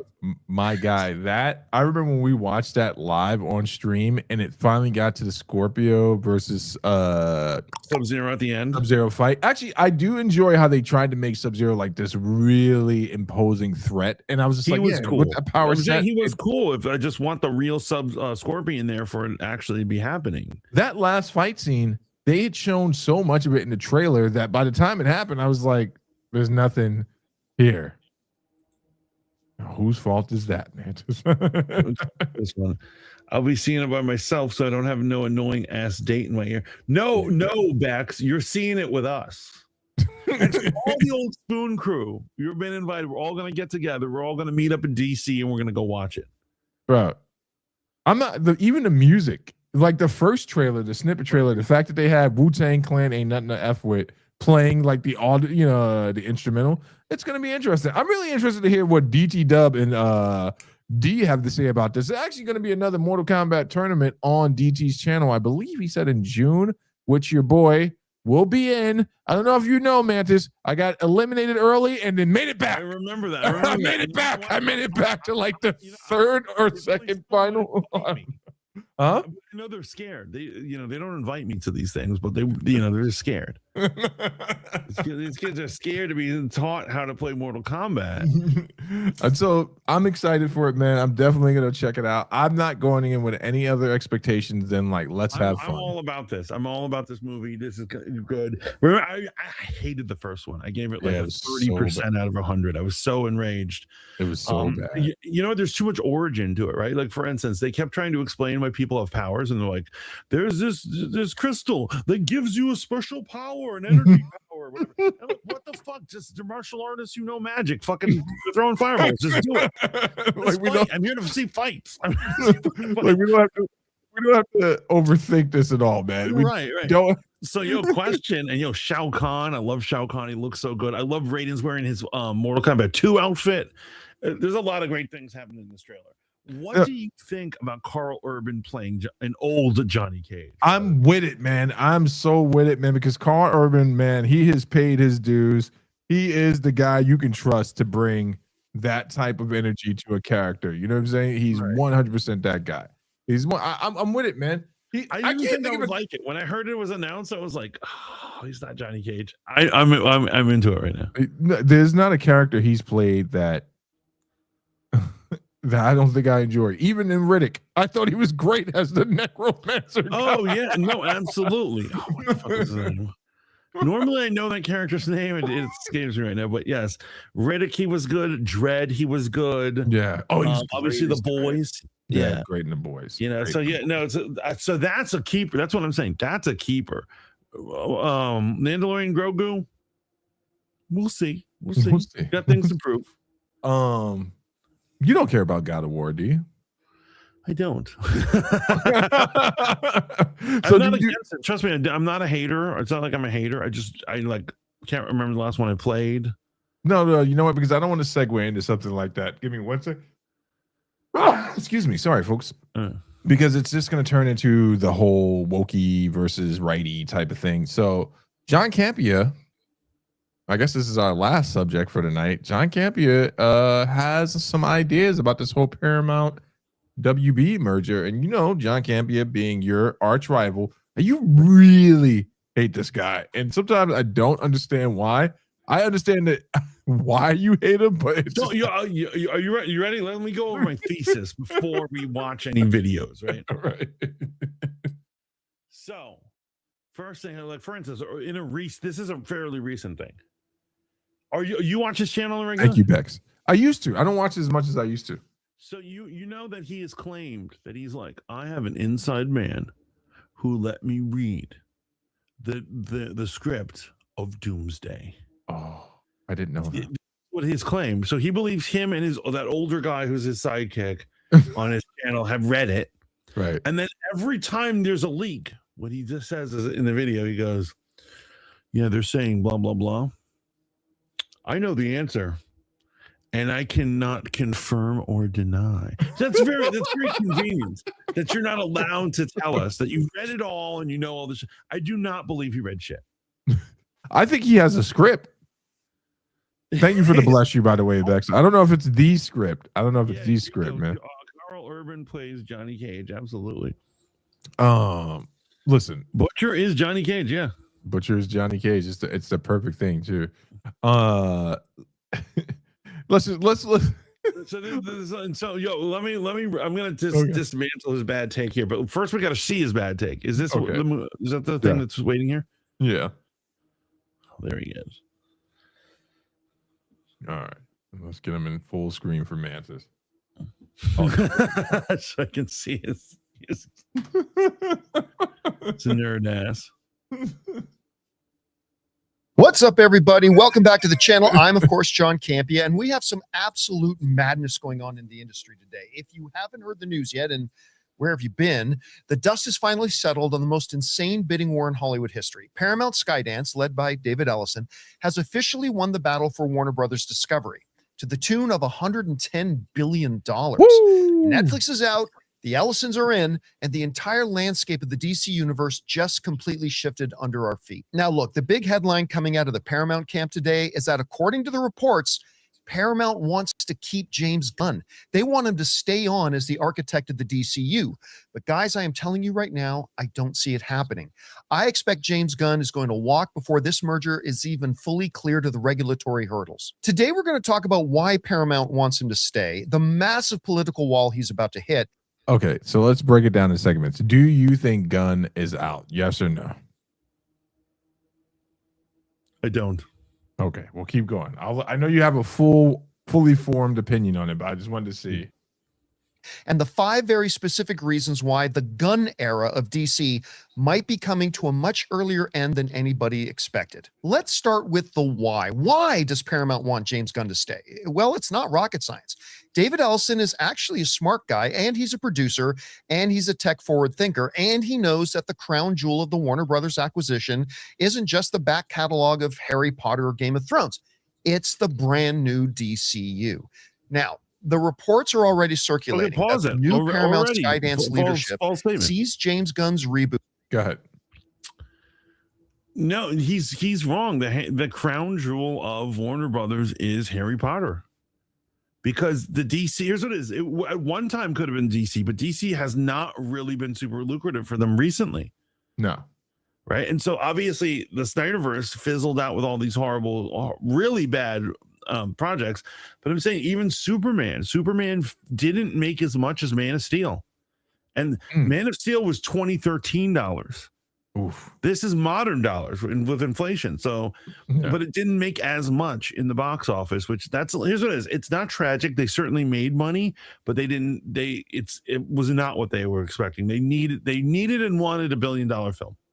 So what you're saying is because of the return that Warner Brothers has seen from Harry Potter over the years constantly. Yeah. I'm saying Harry Potter continues to win. Look what Hogwarts Legacy did. In my opinion, I love Hogwarts Legacy. Don't get me wrong. I don't think it's a fully fleshed out game. No. They left on the table, like not having Quidditch, for example. Yeah. Not playing 2-player duels. Yeah. Had a 2-player duel system right there. People would be playing that shit nonstop. Anyway, I could go on. The point is every time they drop something with Harry Potter, it's a banger. Yes. People love that Harry Potter stuff. So I think that's the crown jewel, not DC. Now, I'm a comic book guy. I would prefer it to be DC. I'll watch the shit out of Batman and Superman all week, right? Yeah. But I just think his statement saying the crown jewel is DC. Now, maybe the crown jewel that he's talking about is like the idea of bringing it back to its heyday. Yeah, where it could more than likely be lucrative because it hasn't had the opportunity to really shine the way it's supposed to. We all know from the Snyderverse, or I assume we all agree from the Snyderverse, that it was pitted against Marvel when it should have just been allowed to grow. And that's because of the fans, it's because of the CEOs. It should have just been allowed to grow. Drama. Yep. Beck says, I agree. Harry Potter is solid. It could definitely beat DC. Yeah. They're stuck to the source material. Can't blame them. Yep. What was it? Okay, let's go on. As the only viable path to maybe competing with Disney and Marvel. They've seen the early numbers on Superman. They've seen the profit margins. They want stability. They don't want to start over for the fourth time in 10 years. They want the guy who has a 10-year plan already written down and has already started to execute. Now, Okay. from a purely pause real business perspective, keeping And I promise I'm not going to keep doing that to every little thing he says. And No, that's why I picked it. But here's what I'm saying. This is the perfect time. Everyone's saying they don't want to reboot every time. They want to reboot every time. They're spending $110 billion and they're going into debt to do this. They're going to relaunch all these apps. They're probably going to rebrand everything. Even if it goes into Paramount, they're going to rebrand it and be like, look at the new Paramount. Look, we've got Batman and Superman up here. This is great. They're going to do all of it. This is the perfect time to reboot. Right? This is the perfect time. If you're going to reboot anything, now's the time that we could relaunch all our projects new. Interesting. Right? So, Okay. Honestly, here's the thing. Though. This could also stem, and I'm going to admit it. I'll be the first one to admit it. I'm not a hater of James Gunn's work. I'm a hater of the way he's relaunched DC. Okay. Because I honestly think doing Superman and Supergirl and not having a Batman or a Wonder Woman movie is a huge mistake. You know, I didn't think Superman was a home run. You know, I don't think he's genius. He's not a genius, and I think the world knows this. I think he's gonna have a hard time. But first of all, let me acknowledge something. James Gunn took something and made it something. Took nothing and made it something. The Guardians of the Galaxy property, he will forever get all the flowers from me. All three of the movies, even if you didn't like part 2, all 3 of the movies. Shout out to him. Obviously, Brightburn, another excellent. I haven't watched it. It was amazing. I think what happens, unfortunately, for James Gunn is everyone compares every new thing he does.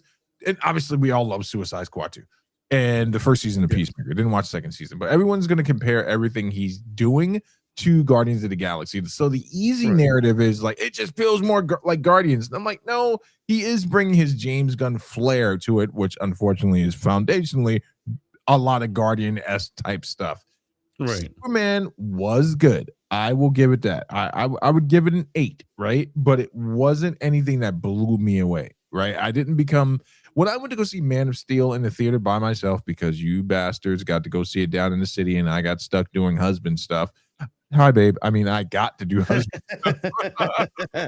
you got the joy and blessing that is doing husband stuff. Yes. I went to go see it in the theater by myself, and I remember how blown away I was by that scene when he's being pushed down by the gravity machine. And then I remember when you came over to the house in New Rochelle and we watched that same scene and we were both sitting, this is a full year and a half after the movie's been out. And we both watched that same scene over again. And I was like, man, this is an amazing movie. This is Superman. Yeah, they blew up too many buildings, but that's what happens when you have a godlike figure fighting another godlike figure. I have to say, I'm a bigger fan of Man of Steel than Legacy. Yeah, absolutely. The only thing that I thought was literally brilliant, I would say that is like truly brilliant in Legacy, is the scene, and it's like relatively in the beginning, the scene of Clark and Lois when she interviews him and then they get into an argument. Oh yeah, that's a great scene. That's a great scene that we didn't see what he did for, fighting the army, and then he's describing it and she's criticizing every little thing he did. You know what else is great about that movie, man? Hawk Girl, because she really does show just a brief bit of how murderous she is when she drops the dictator. What wasn't great, even though it was great to see him, and I dig it. Not the way I envisioned Mr. Terrific making his debut. In retrospect, watching it, it's more campy than I would want it to be, but it's still solid, So And there are times. Go ahead. I'll give you an example of James Gunn isms that don't jive with me, and maybe I'm a comic book purist. For instance, the Super Gang. I'm not Super Gang. The Justice Gang. I don't even know what he is referencing. I don't think he is referencing anything, but I'm just saying, like, this has never existed in comic books where Maxwell Lord, a known villain, is funding superheroes and they're working with him and they predate Superman in the Justice League and they have the Hall of Justice and they're all wearing matching outfit with Mr. Terrific and Guy Gardner. It's not a thing in comic books. I don't know what the fuck this is. And it really bothered me. It like took me out of the movie. I'm like, what am I looking at? Yeah. What Yeah. is James Gunn's just going on a time, a thing, and that's not what I need from my creators of these universes. I need them to be more faithful to comic books. Yeah, you want to be immersed in it. All right, let's see what the Canadian has to say. Gunn is the safe move. But here's the thing, and I say this all the time, business and creative soul don't always play nice together. And that brings us to the elephant in the room. We have to talk about the culture clash. It's no secret that James Gunn is a very vocal, overtly political individual. If you follow him on social media, you know exactly where he stands. He has been a fierce critic of the MAGA movement and, quite frankly, many of the figures that the Ellison family is very closely tied to. David and Larry Ellison aren't just quote-unquote business guys.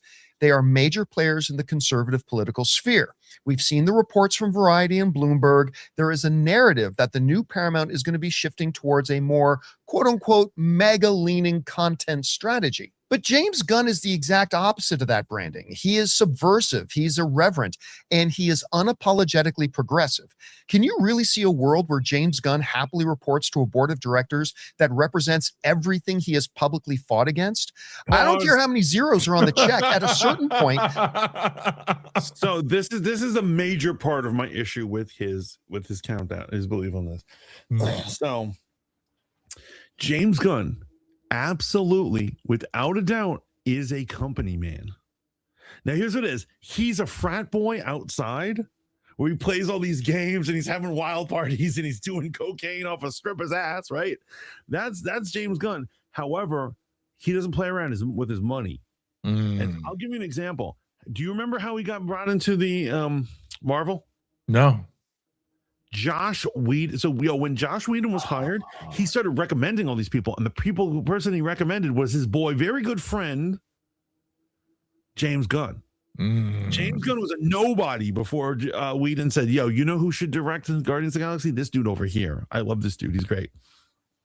When people turned on Josh Whedon, what did James Gunn do? He shut his fucking mouth because he wanted to keep working. Oh man, I was not aware of that. He let them cancel him. They let him. He didn't say a word to defend him. He was just like, "Yo, I want to keep working." You know, it's crazy though.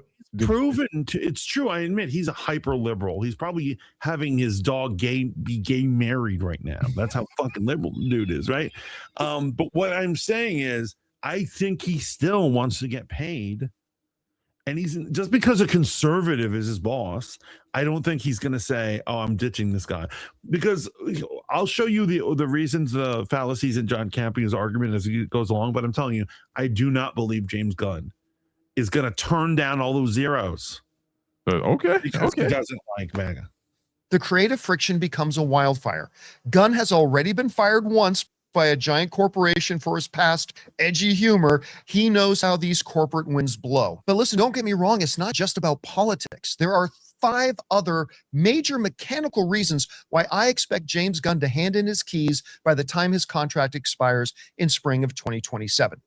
Reason number 1, the debt cutter's axe. Paramount isn't just buying Warner Brothers Discovery. They're assuming nearly $90 billion in additional debt to do it. To make this work, they've already told investors that they're looking for $6 billion in synergies. And you know what synergies means in Hollywood. It means budget cuts. You know why James a lot Gunn's of people would assume that he's conservative? Because of the way he responds to people on X. Usually only conservatives are like, I'm that's such a good point. Yeah, that's not how a liberal responds to people normally. Like James Gunn will liberal, but I agree with you. He's a blunt hammer fucking knocking these nerds down, right? Yeah, as soon as Grace Randolph even says something, he's like, "Who told that woman she could speak amongst men?" In the kitchen while I make movies that you're not Absolutely amazing.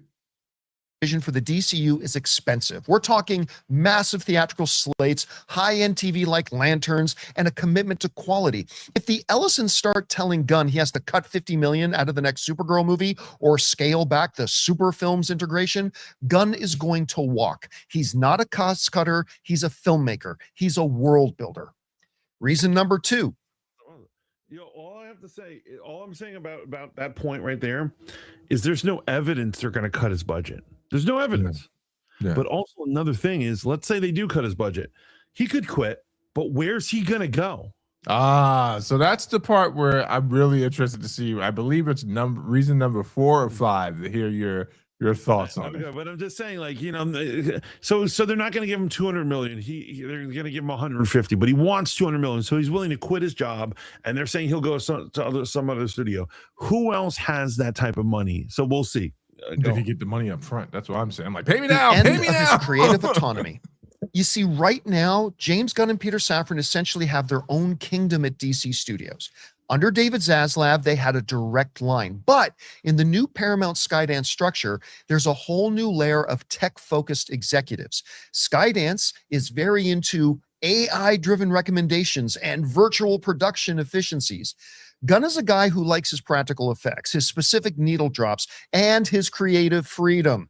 The moment he starts getting those notes from tech-first committees about how to make Superman more he just said he likes his practical effects. James Gunn uses nonstop CGI. He uses CGI for fucking everything. Just like, I'm not saying that's a critique on him. He's just a modern filmmaker, but I'm saying he uses as much as any other Marvel director. He's not. This isn't J.J. Abrams we're talking about. James Gunn will use special effects where he needs to. Yeah, no, absolutely. So already he's characterizing incorrectly, but monetizable for an AI algorithm, he's gone. Reason number 3, the mission accomplished exit. Look at the timing. His contract ends in early of 2027. By then, Superman will have been out, Supergirl will already be in theaters, and Lanterns will have already hit the air. He will have I think this is the strongest part of his argument, to be honest with you. Successfully launched the Gods and Monsters chapter of the DCU. He can walk away with his head held high saying, I built the foundation, now it's somebody else's job to maintain the house. He's a filmmaker at heart. He loves the Guardians of the Galaxy. He loves Peacemaker. He might just decide that running a studio under the thumb of a massive debt-ridden conglomerate like Paramount isn't as fun as just getting back behind the camera for an independent project. They turned it into Mountain Dew. A Moria company. Reason number 4, a world of options. As I mentioned earlier, we all remember the You agree with that? That's like his strongest argument for it. I believe so. Incident when Gunn got unceremoniously fired at Disney. But what was the result? Every major studio in Hollywood lined up at his door to offer him whatever he wanted to come and create for them. Now, ultimately, he decided to go to Warner Brothers, and the rest is history. James Gunn's stock has only gone up since then, and he knows that as well as we do. And the moment that he walks out of Warner Brothers, his inbox is going to be flooded with offers from everyone. He's going to have a massive all-you-can-eat buffet in front of him. He'll leave, and he'll have his pick of where to go wherever he wants. Reason number 5, the MCU prodigal son return. Okay, here it is. Pause it real quick. Yeah. So I can address that one. But he said his words are true. When he was fired from Marvel, everyone wanted a piece of it. Everyone's like, let's hire this motherfucker. He didn't just say, oh, I want to work on Superman, right? Why did he go to Warner Brothers? It's because they had the other comic book company. He wants to create big budget comic book movies. And so there's only really 2 houses you can do that in. Yeah. All the others are going to be under budgeted things. And so that's why I'm saying it wasn't a matter of taste or strategy why he went to Warner Brothers. It was just logical. Marvel fires you, you go to DC. Exactly. DC fires you go to Marvel. That's ain't gonna pay you that much money to make a movie, I promise you. No, yeah, you'll be waiting for your check for the same day that we're waiting for the release of the new Spawn movie. It ain't happening. And you're still waiting to be paid. By the way, It's been like 2 years. You guys ready to pay me for that movie? Pay you. Look at the size of these knapsacks on these superheroes. Take some swag. Turns. Everybody knows James Gunn and Kevin Feige have a very close relationship. I actually had the two of them on my show once together. Gunn even confirmed that when he took the DC job, the very first person he called was Kevin Feige. And prior to leaving Disney, Gunn was actually elevated by Feige to sort of be in charge of the galactic side of the MCU. Feige has changed the industry, but at some point, sooner or later, he's going to move on to new challenges. And right now, there's absolutely no heir apparent to take over Marvel whenever he does decide to do that. James Gunn coming back to Marvel as Feige's main creative general is a win-win. Marvel gets a wildly successful director of Now, here, I think he contradicts himself just a bit. So he wouldn't want to be the head of a studio over in DC, but he would be okay, unless I'm misunderstanding him. He's okay with being the head of a studio over at Marvel, or is it because he is the head without number two at Marvel? Well, he's saying his premise is that this would be when Feige left. So okay, so here's another way to look. Here's my complaint with what's going on in this situation. Do you remember when Feige visited James Gunn on the set of Suicide Squad 2? I remember, yeah. Everyone was wondering, though, like, what's going on? And so the rumor, and this rumor, we don't know what they talked about. For all we know, they just fucking were joking around like boys, but they had lunch together, and people were saying that they're like, Feige probably offered him a chance to come back. He was probably like, the smoke is clear. Everyone's calm about your jokes or whatever. You can come back. And he clearly didn't take it, right? Right. If the rumor is true. So you're telling me you're going to turn me down when I need you to be my right-hand man to help me guide? And look at all the trouble Marvel's been in, right? Right. I needed you to be my right-hand man, and you weren't there, and everything's fucking falling apart. And now that you're having trouble years later, you're having trouble at your job, and you think I'm just going to take you in now? Yes, billions of dollars are on the line. I'd be like, Roy, get your ass in this car. Let's go, bro. You wouldn't be annoyed at me that I didn't take it the first time? No, billions of dollars are on the line. Get your ass in the car. Let's go. Okay, that's a good point. That's a good point. Yo, that's the fucking. Once again, I learned so much about business and life from the show Mad Men. Yeah, I fucking love it that they sell the company to these British guys, and the British guys are just fucking up the entire company, and they still work for them. They just sold their portion of the thing, so they're filthy rich, and they're bitching. They're all sitting around bitching, all these guys who used to be partners, about the firm, and one of them says, we took their money, and now we have to do what they say. That's how the rules work. And that's just how it is, yo. Yeah. Basically the concept is, what are you here to do? You're here to make money and nothing else. I understand that that'll annoy you, but sometimes you have to be annoyed to make money. And I agree with you. You're right. You're right. Feige will say, that did annoy me, but I want to make money. Help me make money. Exactly. Let's get this money. Get in the car. MCU films back, as well as somebody who now actually has CEO experience running a comic book film studio, positioned to take their MCU over 1, 3, 5, 9 years down the road whenever Feige moves on to his next challenge. And Gunn gets to work again with a fellow creator he loves and respects in Feige, and is positioned to take over the biggest IP in the movie business eventually. I mean, he may or may not end up going back to Marvel. I'm simply making the point that it is very viable and would make perfect sense. I definitely so don't while want Gunn. Paramount is out there saying James Gunn is our guy, I definitely don't want Gunn in charge of Marvel. I don't even want him in charge of the galactic part of Marvel, because there are darker stories that need to be told. Even though I know he could probably tell that dark, I don't know if he would do it in a way where I'd be like James Gunn's Annihilation with that. Not that anyone's going to go see that in the theater except for us, but come on. So here's my issue, and I gotta point this out, that I think that it's funny that you're interested, that you said he's just like, you got to admit the Guardians of the Galaxy was great, even if you didn't like 2. 2 is not my problem. 3 is my problem. You know why? I think he fucked up on several important cosmic characters in 3, particularly Adam Warlock. 100%. Right, Adam Warlock, and then with the little girl Phila Vel or whatever. she's supposed to be a fucking grown adult. She's gonna be Quasar or whatever, and all this stuff. So sometimes he goes off script and but like you're right. I don't want to see him touch Annihilation because he's just gonna fuck it up. Like there were moments in Guardians 3 where I'm like, man, he can do dark stuff. Like I told you, the most troubling part of that scene is that damn rabbit laughing when they're all getting slaughtered, and I'm like, yeah, that's probably another reason why I fucking hate the film. And it's like, it's not that it was bad, but it's just not like it was heart wrenching to see the animal storyline. Yes. And yes. that's what it is. I don't want to see it again because I don't want to experience that again. I don't want to experience it again. It makes me want to beat humans to death. Right. So he did well. He did well as a filmmaker. He did well, but still, you made a heart-wrenching movie that I will never watch again. Looking at the board, and I'm seeing a man who is ready to move on. The politics don't match.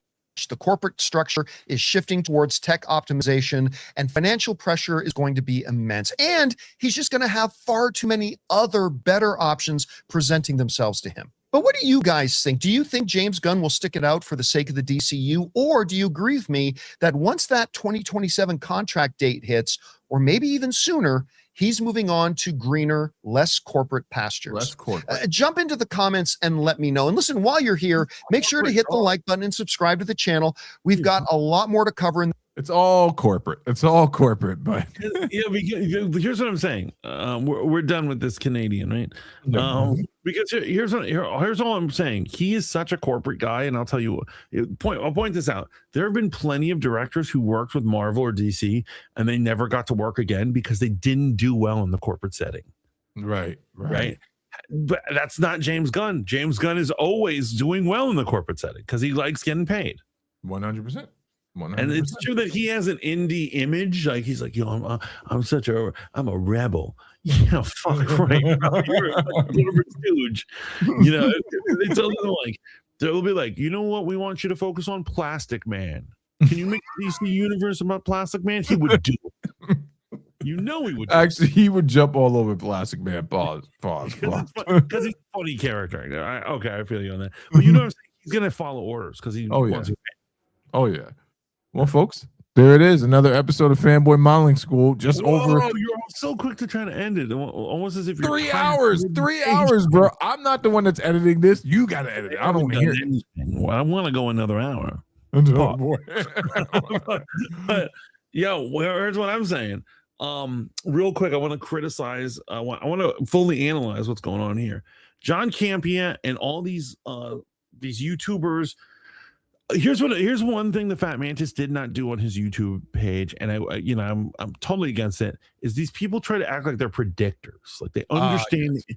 Like I understand the agent, the industry. You don't. You're a normie, but I'm around these celebrity types, and I get it. I don't understand it. I'll give you an example of a debacle that happened this very weekend, and I think obviously, I love to bring up this person and their failings. Grace Randolph. Yes. How are you doing, Grace? So before I'm going to ask you a question, but you can't Google it. You got to just answer off the top of your head because I'm trying to prove something. All right. Steve, who's Melissa Barrera? I have no freaking clue. Boom. There you go. You're proving my point. So in Scream 5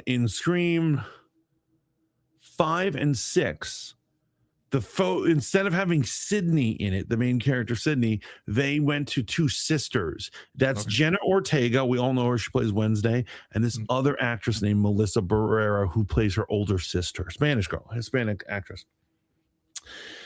After 6 came out, Scream 6, she made comments about Israel. She made public comments that Israel was bad, they're genocidal, blah, blah, blah. And then Screams immediately fired her. And what's famously, they didn't fire her in private. They fired her on Twitter. They were like, your comments are disgusting. Consider yourself fired from the movie. Yeah. So here's what happened. There's a bunch of activists going around who have been saying since this happened, a couple of years ago, that they're saying we need to protest Scream 7. Scream 7 can't do. We need to stop this movie. And all these things. And so Grace has been reporting for the last couple of weeks that Scream 7 is going to go down in flames because of Melissa Barrera and Melissa Barrera fans who are all over Twitter. They're all like super about Twitter. And so my first thought is most people don't know who the fuck Melissa Barrera is because she's not a real actress.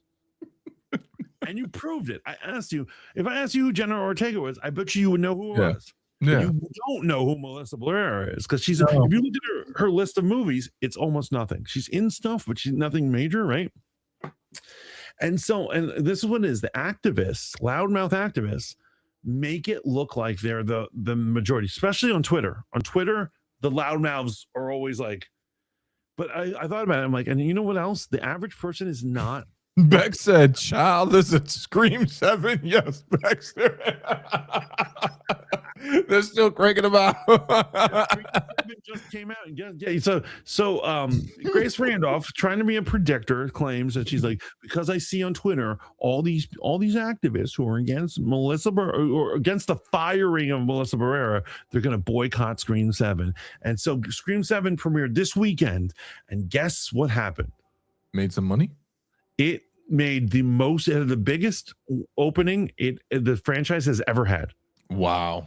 It's doing the best than any Scream has ever done. Now, is it actually good, or is it like, is that the response to? I mean, when a horror movie gets to number 7, I can't imagine it being good, right? So they brought back Sydney, and it's about Sydney's daughter being targeted, and all this.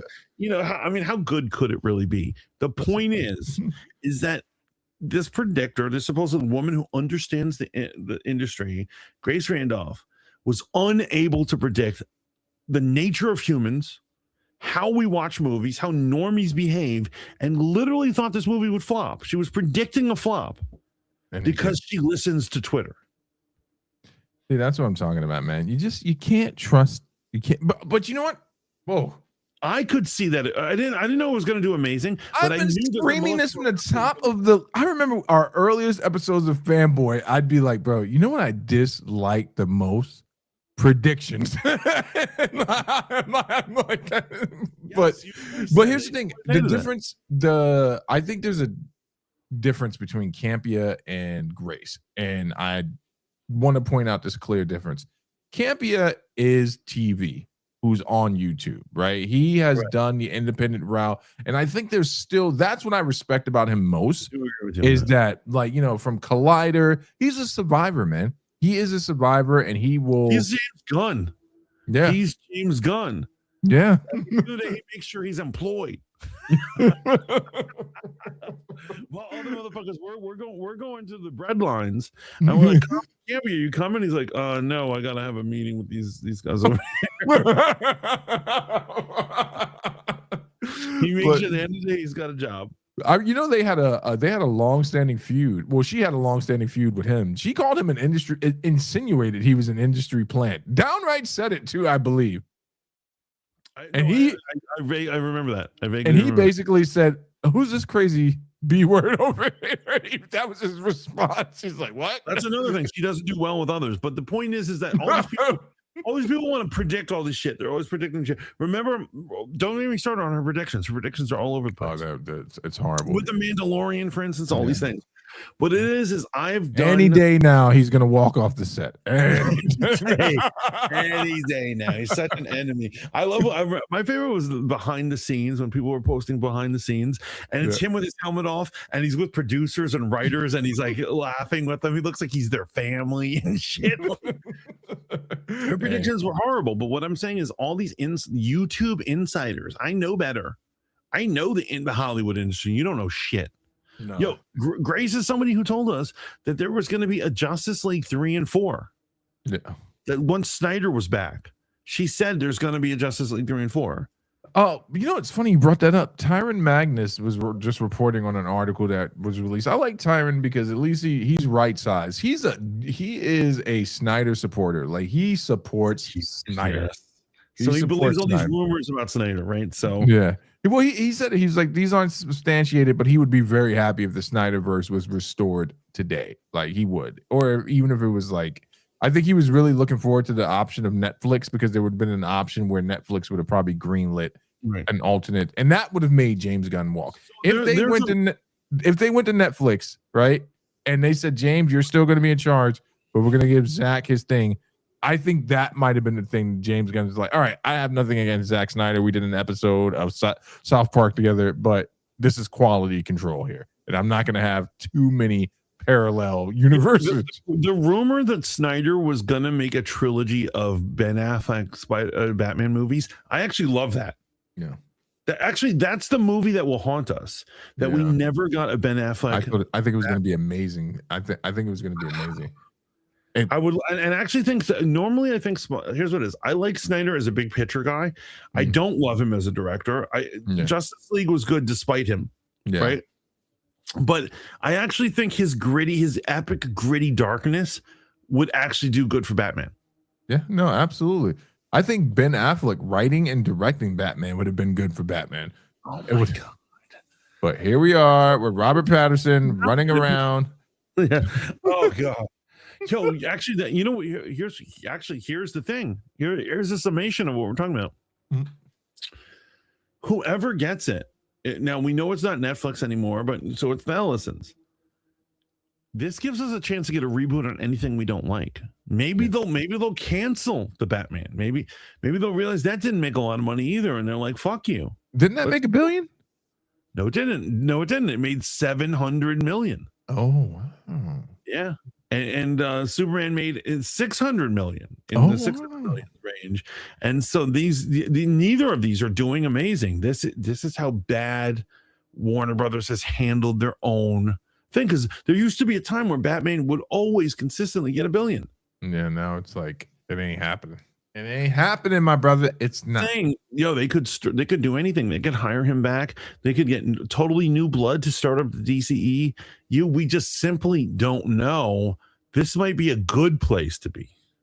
You know what we didn't report on, and we're not going to, but we should definitely do it next week, is the Spider Noir and all the doomsday hoopla that's running around. There's a lot of like leaks and supposed leaks for doomsday. I don't think any of it's real, to be honest with you, but I don't think any of it is real either. But Spider Noir is real. One conspiracy theory that I kind of buy with doomsday. Oh, okay. We'll save that shit for next week. Because you're tired. You're falling asleep. No, I'm not. This would be a 5-hour episode. Hey, look at Steve. Yo, I'm going to say it right now. I'm going to force you to deal with this right now. So you remember in the Fantastic Four in the Shuri trailer, they call it a trailer. It's not a trailer. It's like even less than a teaser. There is a part where the Thing is talking on screen to somebody. They're like, "Hey, yes, I am." Both Shuri and what's his face, M'Baku introduce themselves, and then he says, "I'm Ben Grimm from Yancey Street." Right? He is off to the side, Dr. Doom. It's just this whole thing, and so the idea is that they believe, and Marvel has done this before. Something is edited out next to him. Yeah. I do think that it's either a ship or it's Dr. Doom or it's somebody. You know what's going to be interesting about this whole thing, man? And this, mark my words, this is going to be the interesting thing about this whole thing. I'm calling it right now. This is either going to be amazing and has been the longest con ever if Doomsday and Secret Wars lands, or it's going to be the best summer break we're all going to have from superheroes. Because if this shit flops, that's it, folks. That is it. It does not matter. No way it will flop. Yeah, I mean flop, like not as in commercial success, like making money. I'm saying if it does not wow the masses and draw the people back in, Marvel's done. Marvel's actually done. And then Kevin Feige should take his own life.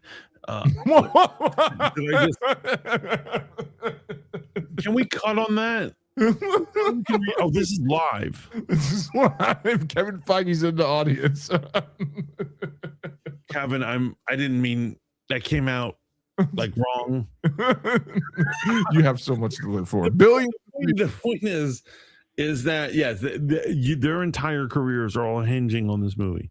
Yes, and people liking this movie. Because we won't go to Secret Wars. I think we're pretty much done if you can't even get your blockbuster movies right? It's really hard being a superhero fan nowadays. It is, man. It's like I blame this all on Scorsese and Jennifer Lopez. Who, by the way, Jennifer Lopez I'll never forgive you for speaking on something like this. I'm like, you shut up. You shut up, Jennifer. Like, who the fuck is? Don't even get me started. But the real question I have, Steve, is: did you have fun tonight? I had the time of my life. D put in little monkey emojis, not speaking. Speak no evil, she said. Speak no evil, Mantis. Bex We says, love great you, stream, Steve. We love- boys. That's right. Thank you, Bex. Thank you, D. This is the Fanboy Modeling School, right?